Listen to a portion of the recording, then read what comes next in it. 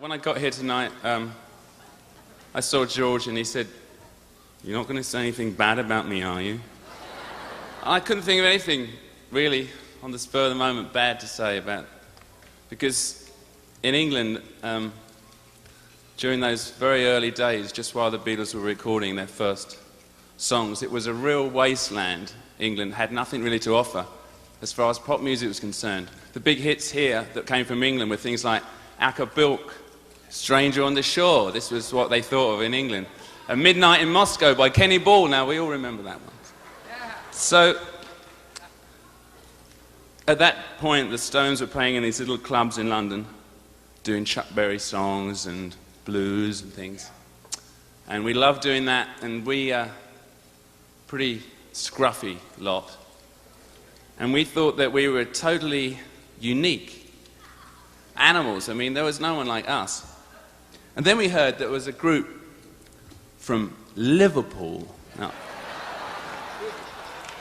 Now everyone talks about, you know, Syosset and Levittown, but I can tell you, Liverpool, there's this really...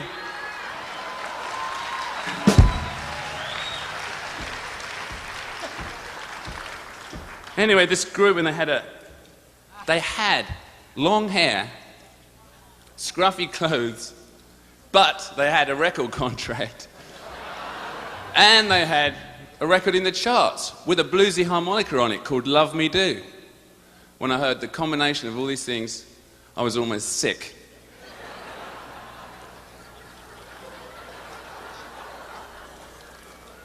So a little later on, you know, we were playing a little club in Richmond, and I was doing this song, and suddenly I saw there they were, right in front of me, the Fab Four.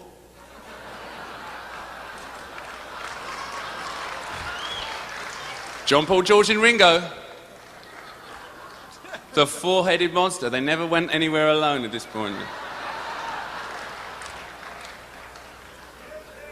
And they had on these beautiful, long, black, leather trench coats. I could really die for one of those. And I thought, even if I have to learn to write songs, I'm gonna get this.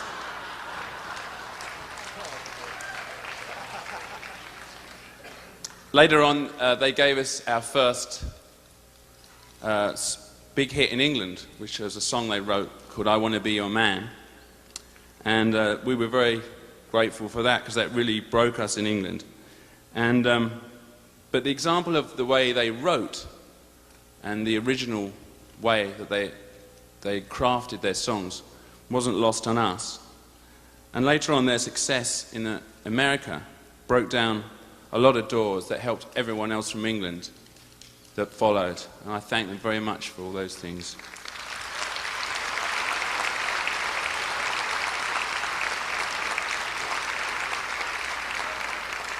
The one thing I never appreciated during those early years was every time I would come to New York, they would say to me, "Hey, are you a Beatle? Or are you a Goyle?" But, you know, I learned to live with that. Well, we went through some pretty strange times.